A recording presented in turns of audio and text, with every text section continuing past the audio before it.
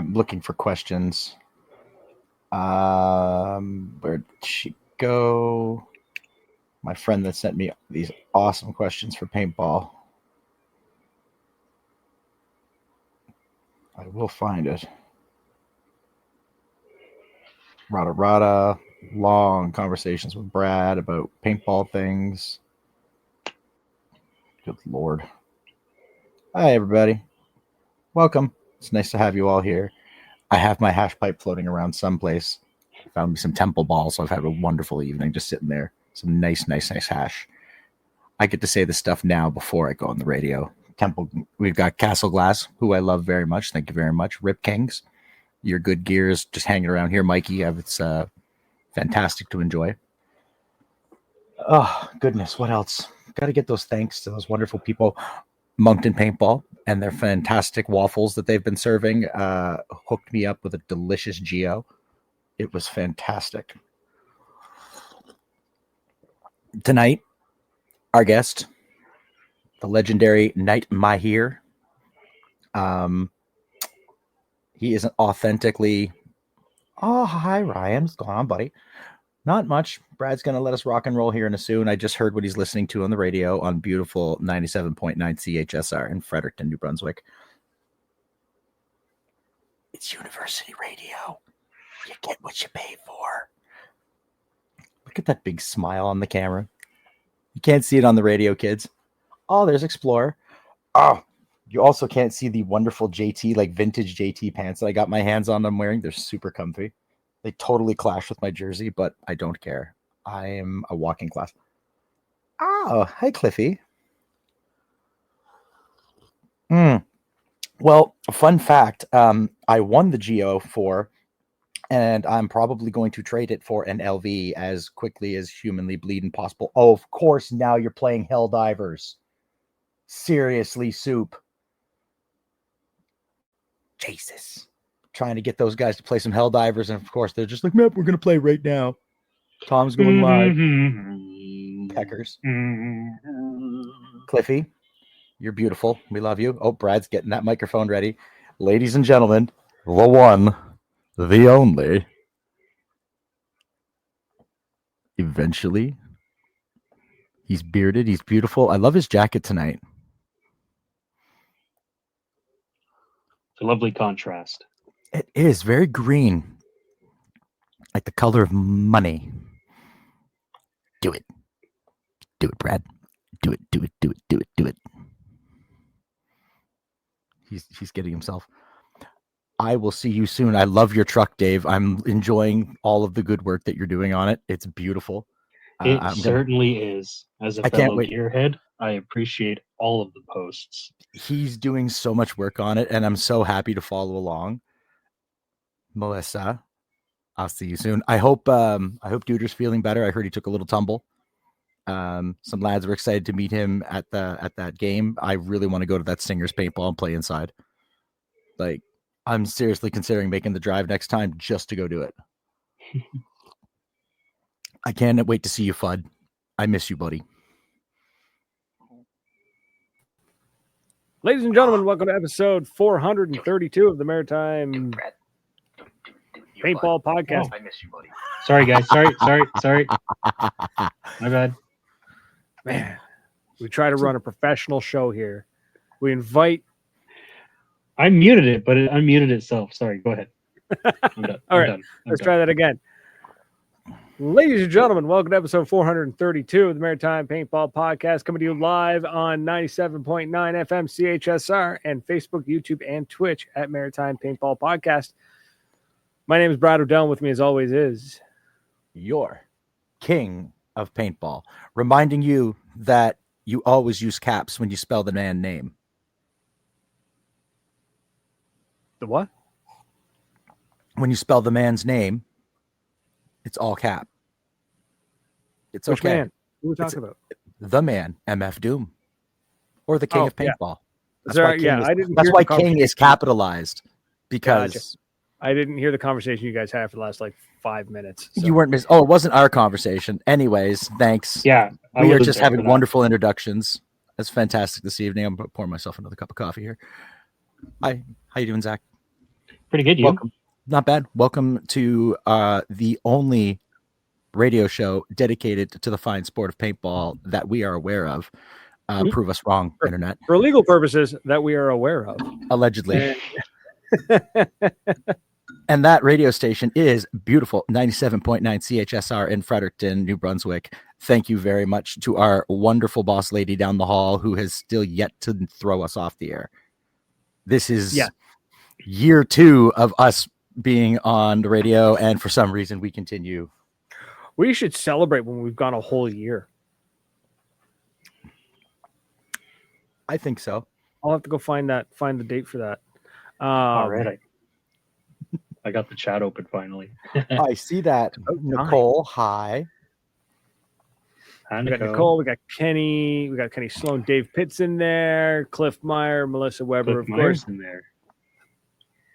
Yes. So the boys, a couple of the Goms, George and Tyler went to play at Stingers, the indoor game, and they were supposed to run up and meet Mel and Dan, but Dan decided that he didn't want to play against them so badly that he threw himself down a flight of stairs.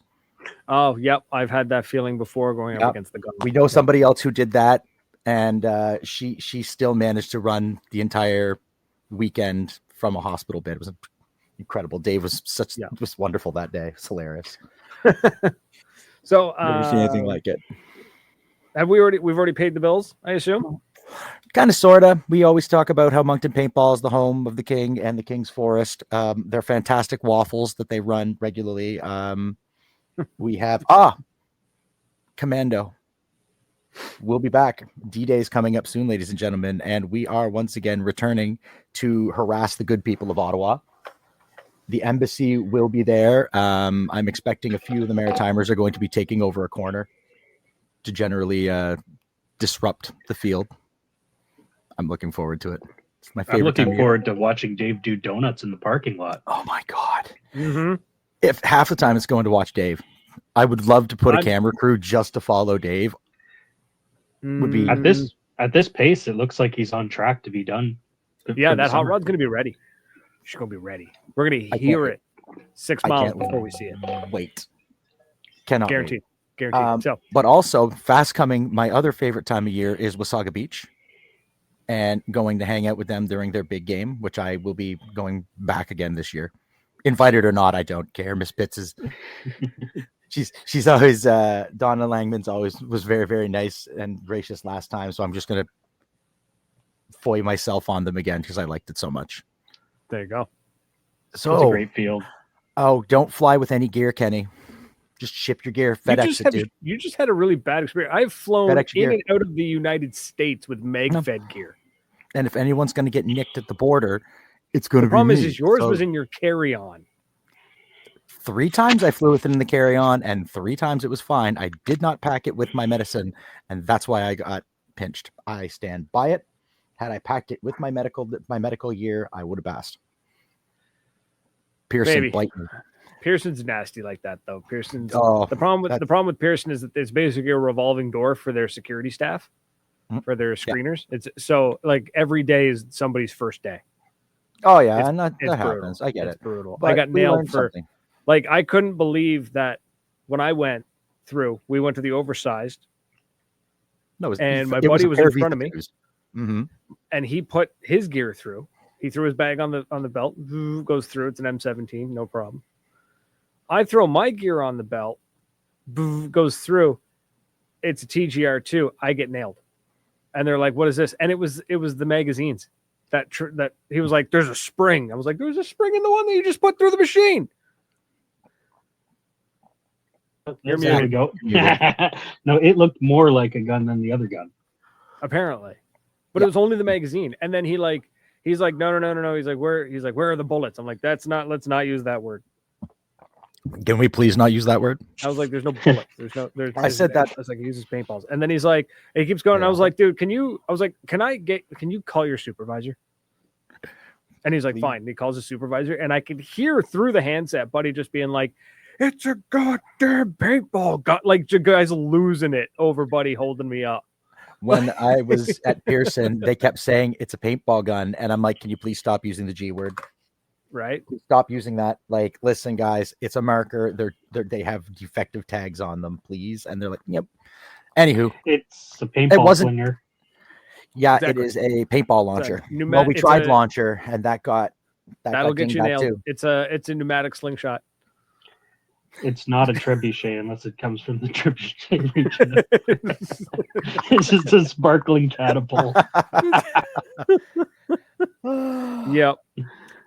So we were supposed to have who tonight that was going to come and hang out with us. So I just know him as Big Smiley. Hold on, let me find his real name. So Big Smiley was supposed to be here to visit us tonight to talk to us about Robbie Thompson. He was going to come on. He was going to talk about the VR paintball thing that he's been running, tournament he's been running with some killer numbers on it. Like, he's like, on a small day, he's like, we get like 400 or 500 people watching. He's like, on a good day, we're getting like between 3,000 and 5,000 people. Insane. I was like, bro, that's awesome. For VR stream? For VR paintball, he streams. So the way he sets it up, and this is why I wanted him on the show, because he's going to go into further detail. But basically, he organizes 2 teams to meet up on a paintball field, like on a VR paintball field, and then he spectates it, and he streams so people can him watch spectating it. Yeah, and he's like That's doing dope. commentary and everything, and it's really cool. It's really neat. Spoilers. It's the game. Spoilers. Yeah, he's going to go into further detail into it, but yeah, it's really cool, and he's getting great numbers on it, and I want to see it grow even more. He's already in talks with a couple of different companies, so I was pumped. I have a Quest too. I'm going to go check it out. Do it. If I had VR, I would also check it out. You found the list? Yeah. Excellent. Cool. So we're going to run with that. So what we decided today instead was we're going to talk. We've got a list of questions that were submitted to us by a new player. Non-player. Somebody who's never played and has these basic questions about paintball. Perfect. And I wonder, they're great questions.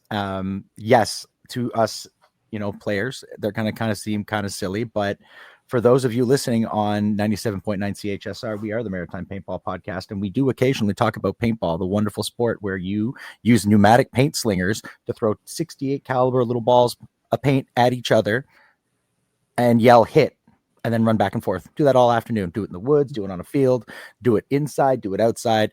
It's a great sport. It's great exercise. It's great team building. And there are no stupid questions, not even stupid people. There's just people who are uninformed. And this is uninformed, and I love it. So what did we say? Can you rent equipment was our first question last week. The last time, yes, you get your equipment there. Please explain the parts of a marker. Okay. Can we just back up 1 second to pneumatic paintball slinger? Mm-hmm. I love that term. I think no, I really think that should be your slingshot. next or pneumatic slingshot, but I like pneumatic paintball slinger just because it abbreviates out to PPS, and that makes me laugh. I love it. I'm glad to help you with that. We're gonna come up with a super over-engineered pneumatic paintball slingshot. Like you're gonna rack it, like it's gonna be like a pump. You rack it and that pulls it back, and then when you pull the trigger, it's gonna be a pneumatic system that releases the hook. Call TJ. Yeah. TJ, if you're listening, someone tag him in the chat. Get him in here and tell him we've just made him his next Or idea. make it like an air gun. Make it like a pellet gun where you gotta like pump it. So it's like, and every pump it pulls back the string just pulls back the. Well, I guess it's medical tubing. Yeah. For all the ones we're getting awful close to beads, and I'm not. We're getting too close to beads and boom, boom, boom. I'm not down with that. Paintball crossbow, very similar to the paintball bow and arrow idea that everybody kind of dreams of, but until you see it in action, I've seen it. Okay, parts of a marker. Coming back around. Wow, when Zach's the one being like, no, get back on track. So that one's complicated. I don't think so. Break it down for somebody who's a beginner. You walk on the field, you get your marker, you have your hopper, you have your tank, you have your barrel, you have your barrel sock. What other parts of a marker do you have? Basics. Tippmann 98. Go with the basic. That's what you have. Tippmann 98, or some fields have some upgrades Hell, from EMAC. that. Or EMACs are great. A modern So- example, an EMAG. Yeah, but I think we could go a little further into it. I don't think we need to go into the super details, but I also don't want to just stop at you got a hopper, a gun, and a tank. Move on. Next question. No, I but think we that's should the break next it down a question. little bit further. Whoop, I just accidentally hit the lever to make myself shorter. Rock and stone. Kenny Stewart, hey buddy, nice to see you. The Yeah. another Body member of the grip band. frame. Yeah. Body So, grip. maybe- yeah. How about we expand on that question a little bit more and we talk about how it all ties in, but let's talk about how paintball gun works. Yeah, I think we could start with that. Right. I think a lot of people don't, a lot of new people, they don't know how it works exactly. And they could be maybe a little confused, especially back in the CO2 era where people didn't understand that if you tipped your gun forward and left it there, that it would actually slowly fill with liquid CO2. And freeze. And it would freeze parts of the gun. Or you get the really, really low shot and then suddenly a really hot shot. And then, Yeah. So Yeah, standard paintball gun. Like I said, you got your hopper. That's the thing that sits on top. It fills with paintballs. They can be non-moving parts or electronic, or even I guess the PAL is technically a pneumatically driven. Assist. Yeah, it's a pneumatically driven one. So, but for the most part, it's usually got a spinning thing in it, like a spinning wheel of some sort. When you picture a paintball marker, traditionally people aren't picturing anything spinny. They are thinking of the old school gravity hopper. That's what you think. Most people, when they have the image of a paintball marker, it's guys. Yeah, but I want to go further than that because then we're getting back to hopper, gun, tank. Next question. But next point. What's the point of the hopper, Bradley? It feeds paint in. So I feel like they would have questions if they were at a field and they saw a Z2 or Z2. I don't know why that old hopper just pops into my mind. The Prophecy? Z2. No, yeah. I don't know why the Prophecy Z2 is just like it's great. It was like my go-to hopper for ages. What are you giggling about over there? That's the hopper that I had for ages. Everybody had one for ages. They were like the Honda Civics of hoppers. They just lasted forever until one day they broke. Yeah, you never got a different one because it just always worked. Exactly. And then when it's time to go buy a new one, you're like, I don't know where to start because it's been 17 generations. That would be the rotor. That is currently the die rotor. The rotor tech is pretty legit. Rotor tech is pretty legit. What am I up to? 4, 5 different rotors I've gone through in the last 3 years. Yeah, but they're consumable. Anything electronic is consumable with me, bud. It's gonna die. That's not just you, with everybody. It's a hopper. You get a new one every year. Yeah, I'm trying to get a new one. So you've got so like I say, you got your hopper. Like Tom said, you got the bubbly ones that slowly feed. We call them kind of like shake and bake, where you have to shake them every once in a while, get the balls to feed down into them. Some better than others. But if you go to a paintball field, odds are you're going to see a lot of the people bringing their own gear. They're going to have an electronic hopper, so that one's going to be spinning on the inside, so it makes a slight hum, and that's moving and agitating the balls for you. That way, they feed more, agitating the ball more evenly, consistently. And it makes the balls feed more consistently. And then once you get into the marker itself, that's when stuff starts to there's a million and one parts depending on which brand, which generation. Let's start with autococker model. No. You basically just described an autococker earlier. No. That's how we describe an autococker. I didn't I? Every time you pump it and then you release it, you got the tri-valve. I basically did. The autococker is nobody knows how it works. We just know it's mostly magic. It's just like Warhammer, just invoking the spirit of the paintball gun. I love it. My turn. So the lore deepens. Sorry, go ahead. The ball drops from the hopper into the marker. The marker uses air to push the bolt forward. Paintball go out. Simple enough. Nope. But like he said, it's still no. Ball go. It's not how most bolts work. I know. I got nothing. That's what you're here for. So explain it to me, please. So you're right. Though the bolt does go forward, but what happens is typically is that the bolt is pushed forward and then it stops and it actually releases a puff of air which hits the ball. Very rarely does the bolt ever touch the paintball. That is a blow forward style marker. Yes. which is the majority of them, unless you've got very old school tech. like Unless I'm the getting it Tippmann backwards. 98, which is what most people's first experience with a paintball marker is, would be a blow back.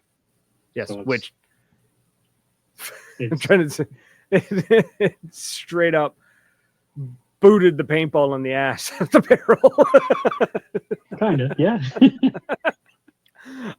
Yeah. So like, but basically, yeah, you pull your trigger, bolt goes forward, air is released, pushes the ball down the barrel, and then some, depending on the marker, 99% of them. So I'm not going to say 99. I'm going to say I saw. I don't know how many nowadays. I'm trying to think because back in the day we had a lot of spring assist to bring it back. Like it would go forward and the spring EMAC. would stretch and snap it You're going to back. go to a field. You're going to be using an EMAC. So what And is a then- regular person going to see on an The average? I think the EMAC. EMAC uses a combination of spring and air to recock it. No, it's just a gamma core, isn't it? Yeah, but doesn't the EMAC have a gamma core? Yeah, that's what I'm saying. I don't think there's a spring. I think it's I all. thought there was- It's No, all you're like a right. pilot You're right. valve, Yeah, a it's spool. all pneumatic. Yeah, the Mhm. EMAC is all pneumatic. What am I thinking? Pneumatic of paint slinger. I think Yeah. the only spring is attached to the trigger. That's it. Yeah. Yeah. So the EMAC, so the EMAC uses air to recock the gun and then get it ready for another one. So air goes forward, is then rerouted, pushes the bolt back, and then it's ready to go again. Ball go out, hit friend. Unless Hopefully. you have the next thing that we have on our list, the barrel sock. Key for safety. Not a plug. I'm a reformed plug user. Take with that what you will. Because I've seen plugs launched out of the barrel Mhm. from a faulty weapon. So now barrel sock wraps around it, and that just catches the paintball in case of accidental discharge. That's actually only a recent change, too. Only about 10, 15 years ago did we get rid of barrel plugs. Oh God, entirely. Yeah, and I don't blame people for not wanting to use them because if you have a speedball marker, Yeah, the markers back in the, I'm going to say back in the day, 15 years ago, it wouldn't have even been the 2000s, it's still in the 2000s, but way back in the day, they were harder to fire. They didn't have the super sensitive triggers we have now. Pull the trigger on a 98, it's a lot different. Yeah, they'd still fire and whatnot, but the barrel plug was just kind of like, it made sense, right? Plug up the barrel and use a string to kind of hold it in place was the idea. You're supposed to have an elastic string attached to the bolt, to the plug that goes and wraps around the back of the marker. Same as a barrel bag. The Tipex still ships with a plug. Yeah. Because if it's got the elastic on it, it will work. I had a plug on mine, and I had an elastic on mine, on the one that I got from D-Day, and it still pushed it right out. So I'm sticking with my. Well, that's where the kind of the fault of that system went was that those strings would stretch and they'd let go at random times, whereas a barrel bag, because it's softer and because it's there's room for the air to escape around it, it's not as likely to break off. Yeah. A lot of them now are being made, the bags themselves, as well as the solid silicone ones, which I'm a big fan of. The solid silicone ones, the bayonets. Yeah, they actually have a piece of plastic on the inside or a stiff rubber. That's usually, some of them are like a point, some of them are like a wedge. But the idea is that it breaks the ball as soon as it hits it, like it splits the ball in half or shatters the ball in it, so that it loses a lot of its force. So it will still push the barrel blocker out. Like you'll see it, it'll go pop, pop. It'll stretch out, but it won't go because the ball gets busted up inside of it. That's good. There's also air channels in it that dispenses or disperses the air around the barrel kind of in a non-dangerous direction. Yeah, you'll see them, they'll stretch too, like they out. puff out. Yeah. Yeah. They puff out round, the air can go out the back. Whereas the plugs, the air was just stuck and it's just like it forced it out, right? Like it just created a ton of pressure. It's like not a great gun. System. So that's why we got rid of it. Yep. Especially the ones that had O-rings. I think it was Piranha. That's where I remember having a bright yellow Piranha one that had 4 O-rings on it that wedged into the barrel. Like, this ain't coming out. She's in there. No, unless you fired it and then the thing just launched it and it was gone. Like it's like a missile. So we had those.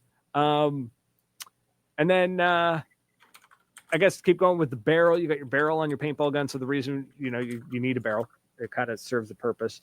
The main thing about the barrels, I guess, is just that to keep them clean. If your shots aren't going where they need to go, it's because you probably got dirt or something inside your barrel. Which brings us to the barrel swab. I am guilty of using that as my barrel plug. So I am guilty of it. I know I'm guilty of it. I have to stop doing it. But a lot of the times, if I've got my swabby right down the barrel, if it breaks, it's my own damn fault. But nothing's coming out of that barrel. If I've got that much down the barrel, nothing's coming out of it. no, it actually probably won't, because it'll mess with the bolt. Right, so it'll cause some weird stuff to happen. What did Bud Orr invent? The perfect plug. You're gonna have to explain that to the uninformed guy. I'm trying not to make a dirty joke, so I'm trying. I know you're not. We've been talking about plugs, barrels. Yeah, it's been. Paintball really was invented by two dudes in their 30s. Hey, I got an idea. Honestly, I actually don't know. I don't know what the perfect plug is. Kenny will inform us. I'm looking at it now. I think we're gonna have to once I got. Yeah, no, that's what okay. It was PMI. That's what I had. It had 3 O-rings on it. That launched if you had enough pressure built up in that barrel. Yeah, the perfect plug. That's the one I had, or I had something similar to it, anyways. I think it was just vented with a ball breaker on it. So it's like it wasn't like. Are you talking about those putting the yellow things? Yeah, is that what you're talking about? Yeah, instead of like shoving a potato in the end of your marker barrel. I've got one of those like in my toolbox, man. Those things are... I told you, man, he's the granddaddy of modern day paintball. He's everywhere. So moving on from the barrel, we get it. There's the air system. The tank was probably the scariest part of any paintball setup for the new players. I have watched some new players like visibly nervous, like shaking when they're like holding when I fill the air tank for them and I hand it to them, and they're just sort of like, you're overthinking. What am I holding? It's like you're currently holding a compressed air tank. Don't mess with it. Treat it with respect, but also it has more safety features built into it than your car. Like for that tank to go, it's got to get past. You have to have 2. 1, the regulator needs to fail, and 2, pressure release needs to fail. Yeah, no, that's what I mean. Like, in order for the tank to actually do anything that could potentially seriously hurt you, there are multiple safety mechanisms built into it. Like I'm trying to remember the name of them. Burst discs. So two burst discs need to not pop, which burst disc will pop if you drop it on the floor. Like they are sensitive. And then the regulator needs to totally fail on you. But there is a way you can make a paintball tank, an air tank, any air tank fail instantly. So do not do this. Should you be sharing this? Yes, it needs to be something that's shared. No, it needs to be shared because people need to know this, because it's a very serious safety thing that I have seen some people talk about. Well, can't I just do X? Okay, please. What is it? Why can't I do what? Do not put oil in the tank. Oh, some people will put oil. I've seen people talk about, well, can we just put a drop of oil on the tank, and then like the oil will be dispersed into the marker? Because what'll happen is when you pressurize the tank, high pressured air will vaporize the oil, which will then ignite and detonate, and you basically turned your air tank into a bomb. And it has happened.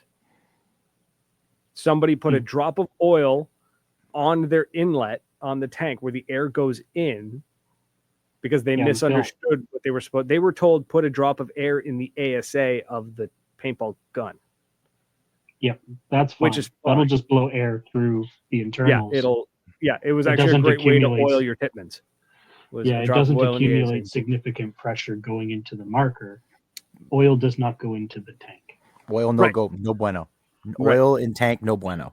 Don't even put it on the threads. You know what? Don't Just even think keep about oil away from the tank. Yeah, no, honestly, keep the oil away from the tank at all costs. You do not need it there. The only thing that you may possibly even want to remotely look at is if you want to put a drop of oil on your finger and rub it on the O-rings. That's it. No, you don't even need to use oil for that. There's other products you can use that are not oil. Grease will do the same thing. Grease will There you vaporize go. in an air tank as well. Any petroleum based product will, or any oil of any kind will vaporize into a tank. So don't do it. There was a kid a couple years back, I'd say probably 10 years now, down in the States. It made the news that the field was held. They tried to hold the field responsible. It turns out that the kid put oil in his inlet and nobody told him not to. And boom, it's like they were filling it. Oh, the kid was filling it, and it detonated in his hand. So yeah, don't do it. The tanks are, and inspect your tank too. Like especially if you have a carbon fiber based tank. Actually, I had to get rid of mine last year because other my than that, tank it's perfectly exploded. safe. Right? Yeah. No, other than that, they're totally safe. But no, they really are. Okay. So Skeet I watched shooting an is safe if interview. you use the proper gear, right? I watched an interview with Empire, one of the engineers from Empire. I forget the exact numbers, but basically he said that every batch is tested, right? And they will take one tank from every batch, and they'll pressurize it to this particular number, and I don't remember what it was, but it's a number that the tank is supposed to fail. Like they break the tank, they fill it with so much pressure that the carbon fibers will break. If it does not break at that pressure, they trash the whole batch because it's now considered an unpredictable product. That's awesome. Didn't fail where it was engineered to fail, therefore we don't trust it, and they scrap Destructive testing. Nice. Yeah. So they take one from every batch and they basically destroy it. And if it doesn't break at exactly where it's supposed to break, or I guess it's probably within a margin. There's a margin, of probably 1 or 2% or something. I don't know what it is. But it's a very high pressure too. It was something ridiculous. It was like 15 or 20,000 PSI. Like it was just like they pump it to the point where it just boom, like it takes out. I don't know the exact numbers. This is probably way too high. They pump it full of enough air to blow up. And if it doesn't blow up where it's supposed to, they scrap the whole line and start again. Also, you are a huge margin at that pressure. Yeah. So I don't know. I don't know what the numbers are. What could be exactly what you described. An explosive device. So no, I'm glad that they take that kind of precaution. Yep. And then a lot of people realize, like, so the tanks are registered for 4,500 PSI. Oh yeah. Now we don't use CO2 anymore. Very, very rarely do people use CO2 anymore in places where you can get air.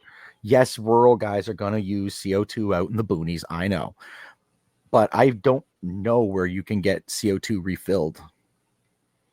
No, CO2 out of field is pretty much obsolete. Yeah. Most newer markers can't take CO2. Yeah, they don't like it. They don't have an expansion chamber in them. Did you ever make the mistake of hooking up a full CO2 tank to an E-marker? No, but I did watch a guy do that once and wonder why his gun didn't work. I've only used CO2 in the small cartridges for my Tipex, FSC, stuff like that. I did it to my Smart Parts SP8 when I first got it. The very first time I aired it. Did your SP8 have the crazy body kit on it? Yeah. Nice. Yeah, the XM8 body kit. The Ghost Recon Future Soldier. Yeah. So I had never used the marker before. I bought it secondhand from a pawn shop. I had a 98 which had a CO2 tank on it. So I was. To me, it never occurred to me that I should go get an air tank. So I, spun it on there and it aired up, and, I was playing with the board, and then I was holding the gun barrel down, as you had mentioned earlier, and the board just stopped work, turned off. And I looked down near the ASA and it's all frosted. I'm like, oh, right. But right before that board fried. Died, I guarantee you, before that board died, just before it did, it ran more efficient than it ever ran in its life because it was a superconductor. Yeah, you are talking like a certain 9-volt superconductor. A bear in the 70s that was an apex predator for about 15 minutes before its heart exploded. that board ran The like Noid. it was so cold. It just ran with zero resistance right up until it cracked. Oh man, I felt so Um, silly afterwards, and now I had to go out and find a paintball shop that had the replacement right? black It art happens. board for it, Everybody's got to learn. and I got an air 68 tank. special or the Yep. SMG. Yep. All right.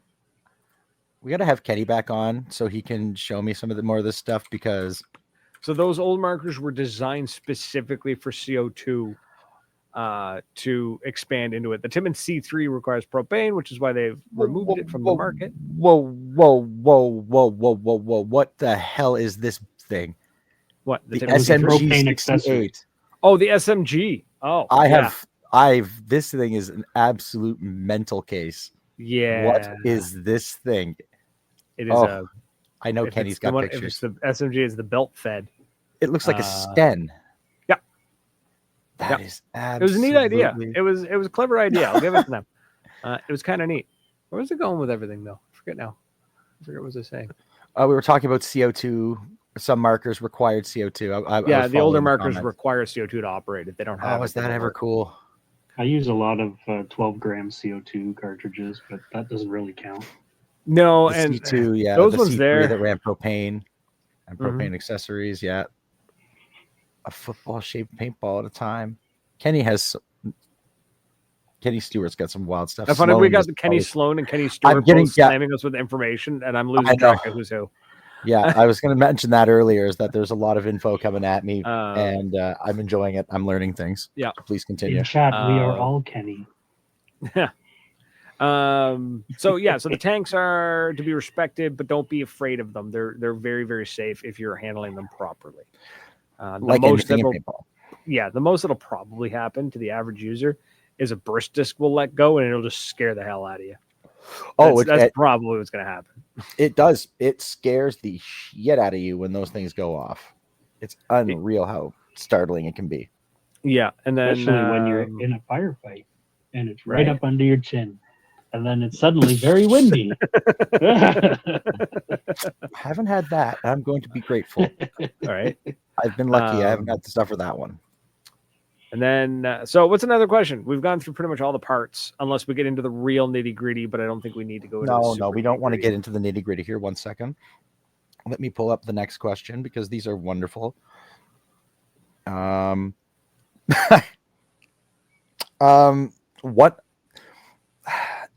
What are the bugs like? I'm laughing because if you played anywhere in the woods, bugs eat your ass. Don't worry about that.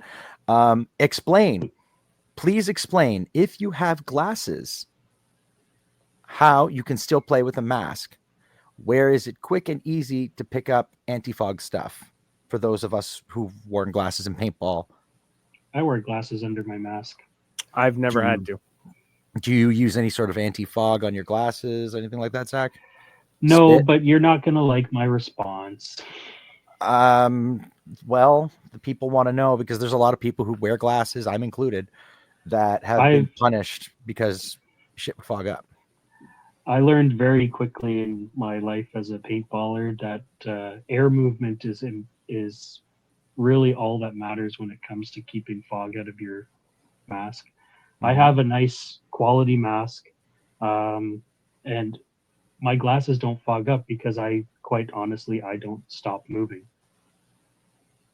Like it's just That is a big thing for new players. They'll talk about, oh, my mask is fogging, and they're curled up literally in a ball with their chin to their chest.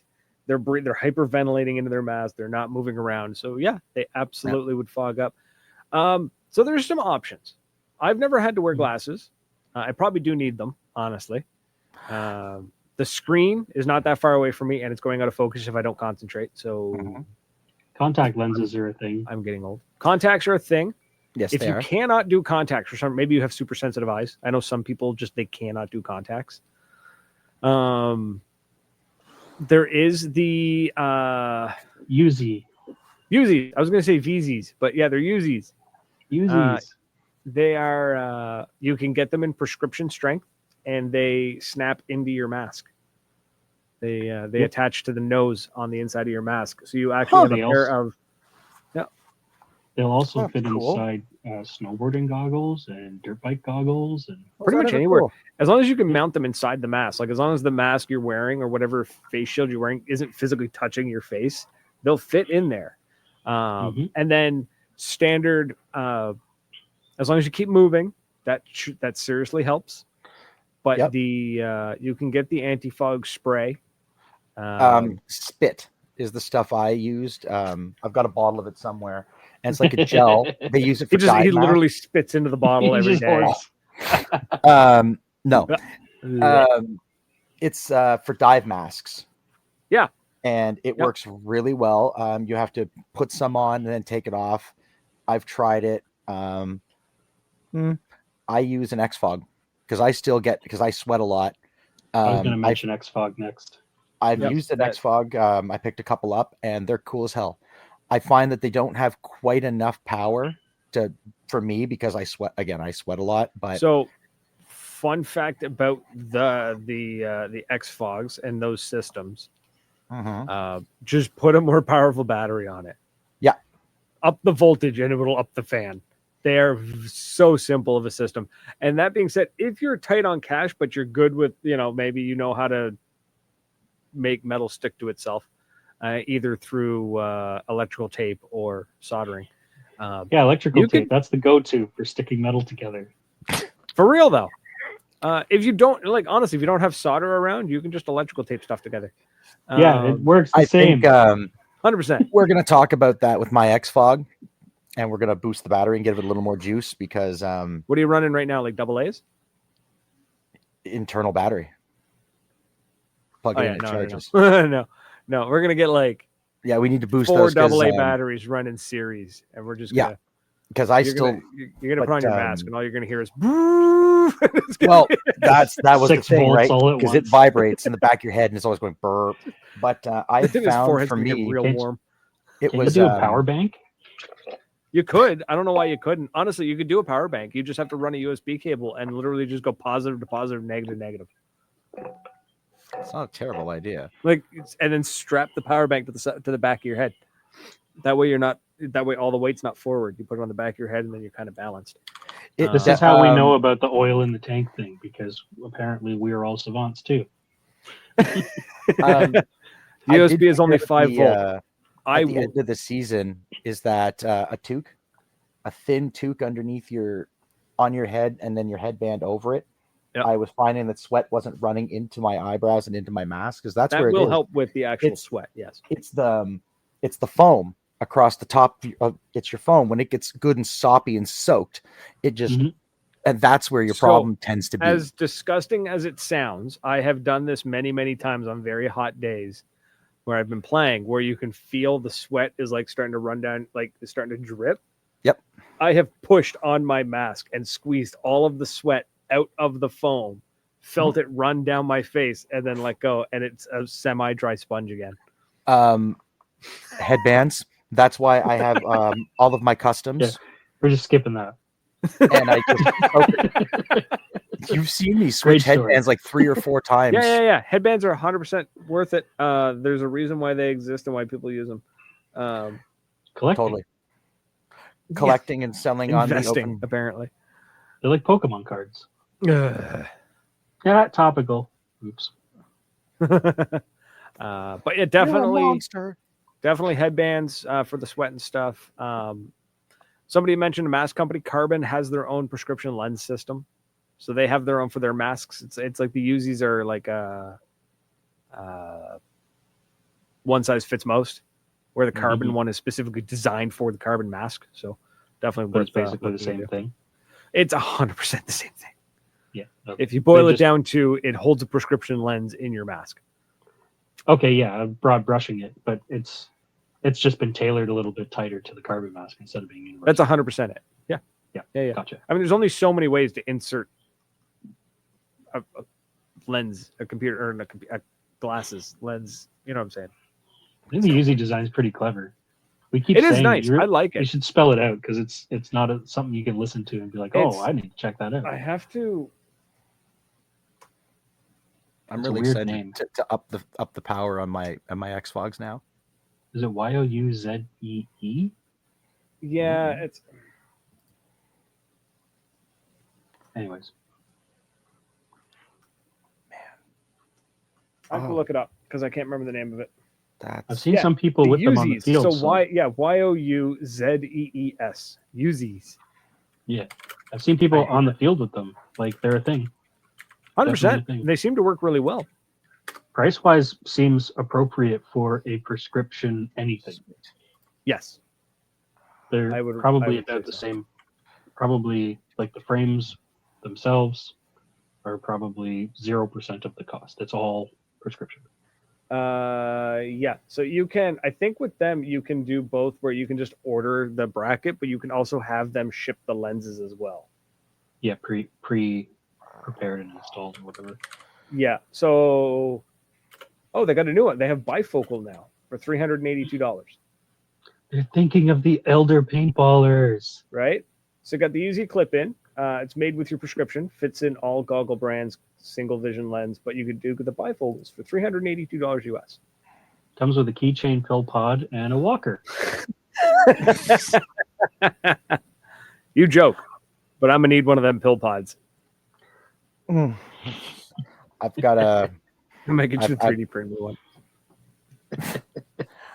Trying to find a multiplayer game. I'm pretty sure it's going to be State of Decay 2 for Al and I, my buddy Al in Nova Scotia. I don't get to game with him often, and we both played State of Decay 1 and said how awesome it would be to have like an online version of it. And then 2 came out, we never played it. So I want to play it. I need a few. Cliff says he needs the walker. So hit us with another question, bro. What you got?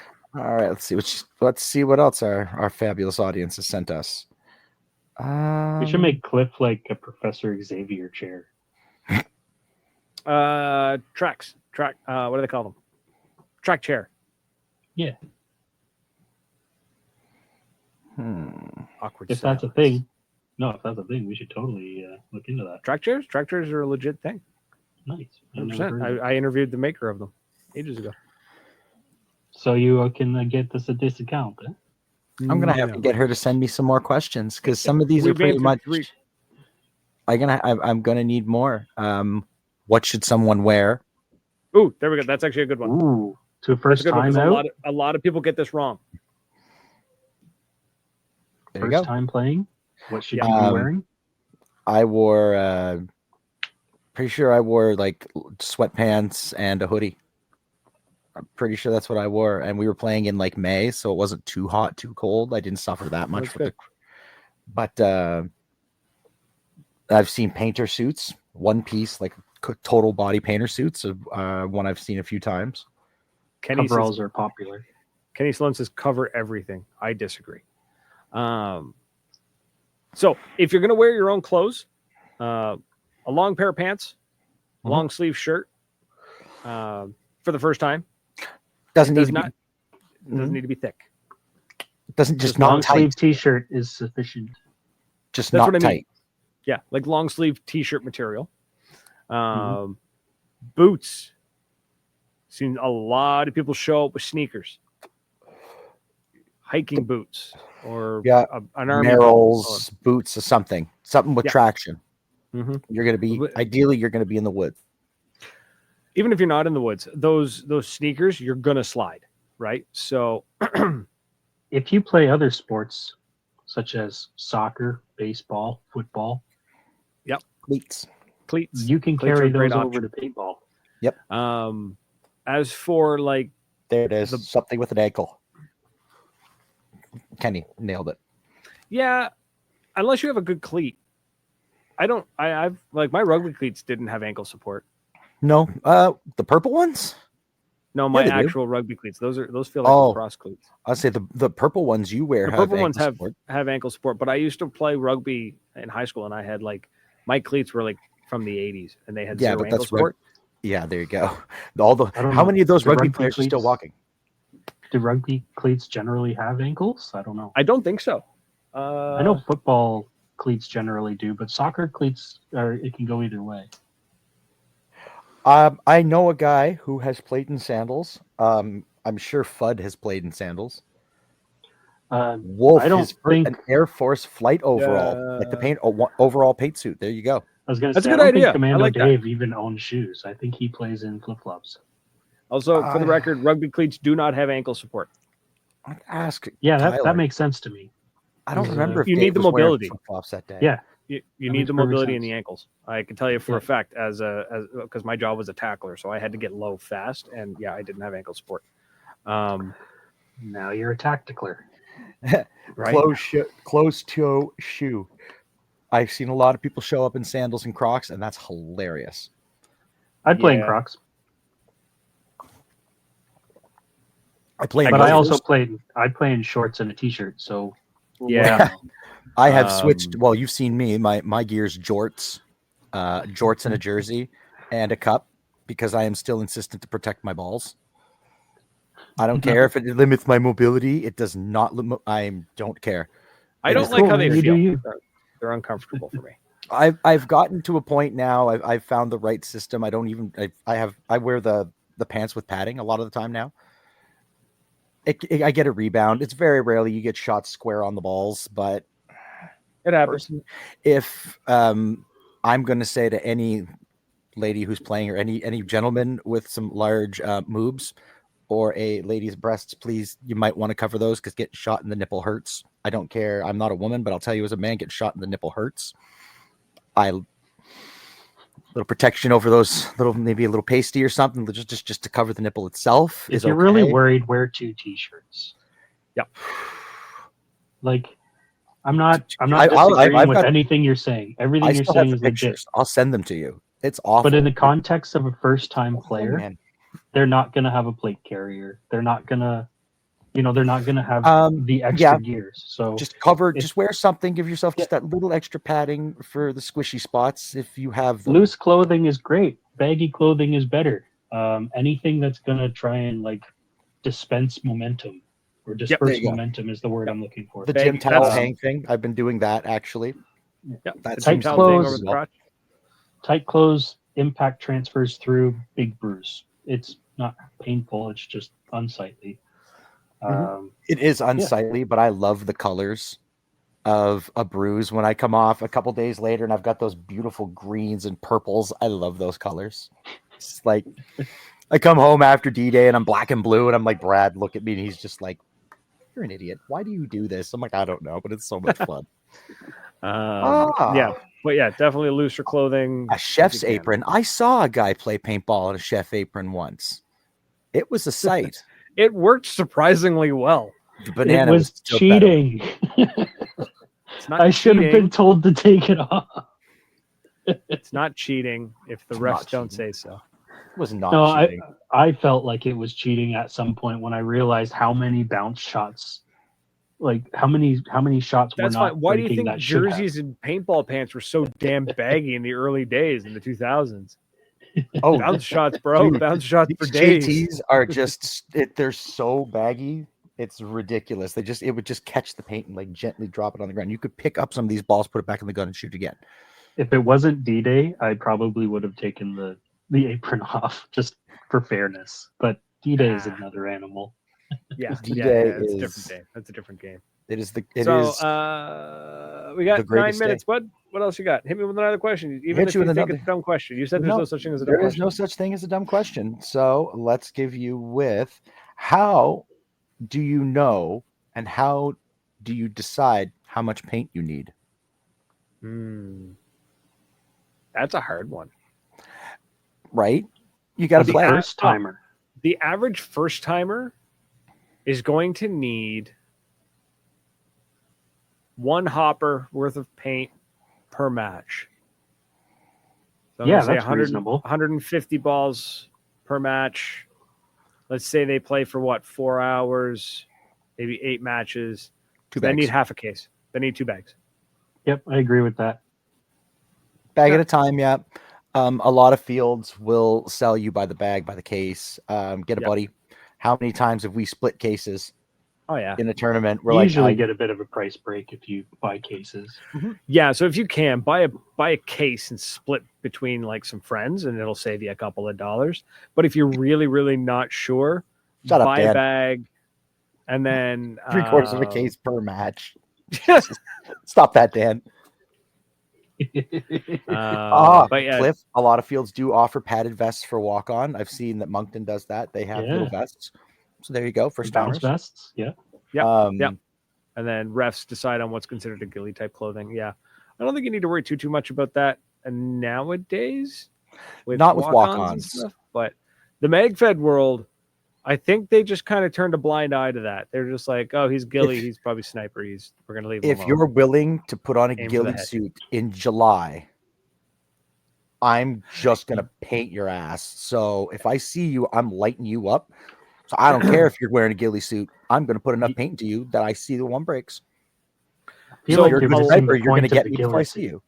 A lot of the ghillies now, guys have kind of figured it out where they're only ghillieing their back because it only makes sense to do that. The guys that have the markers that can reach that far out don't even bother hiding. 3/4 of an inch thick. Oh God, it's Just like think- wearing a blanket. Oh. Ugh. I don't want to think about it, man. Yeah, they're pretty wild. Like you They think do of a work Matt though. Savageau or Paul Ruddick, like he ain't hiding. He's got a lawn chair set up with a cooler. Clink. Yeah, exactly. All day Daddy long. Paul. Yep. You can't hit him back. He's too far away. I like how he thinks. There are some of the guys I've played that they rock the. It's not first strikes. They rock like traditional pump, and they run those ghillies, and you're like standing on them before they shoot. Those pump guys are some of the wildest players I have ever come across because it's so funny to see what Guillermo, one of the old fellers, Oh, the gee. pump lads, just coming around the corner, and there's guys they're just sending paint, and he's just You're all out. and Buddy's sitting there just dumping a hopper, and he just goes, "Fuck." Yep. Get out. And then he says a lot The of other difference words there too, is that but the guy that's dumping paint probably plays speedball, so his mindset is lock down the lane and don't let him out. Whereas the pump players are like, I gotta find an angle so I can hit this guy. They have two And very he'll, wildly different mindsets. I've seen these guys hit the deck and crawl around the corner of a bunker and look just for that tiny little gap, and not just look for it, hit it. And you're watching the guy look around, and he knows that he's been hit. So then the pump guy will put two more into him, or he'll just start screaming at him, and that's just as funny. Mm-hmm. Just the pump guys pump got their rage? stuff down. Yeah, that's a thing. oh man, I want to roll with some pump guys. Just I don't want to play pump. I just want to hang out with them and listen to them because they're so funny. I don't have the temperament for pump. I'm too I want to go. I can't slow down. The thing is, pump guys typically fast. don't. They're usually on top of the player before they're shooting. That's why they're always so accurate. We'll put a pump. I've got a attach a KP3. max loader to a pump. I've got a KP3 that I love. And I saw that Nova's got a Phantom that is just schmexy. I'm confused about that one, though, because I'm not sure if that is something they're coming up with or if they've just customized somebody else's Phantom. DJ calls. Cool. Megfed teaches you things. Listen, yes. Megfed teaches you to slow down. Pump teaches you a whole bunch of cool stuff. Pump teaches you suck at paintball. Yes. Exactly. But it's also why they just walk all over everyone. That's why I don't play sniper class in any game. I play support class. I play with a heavy machine gun and I'm carrying a kit because that's how the style of gameplay I want to play for that kind of stuff. But man, pump is some fun to watch.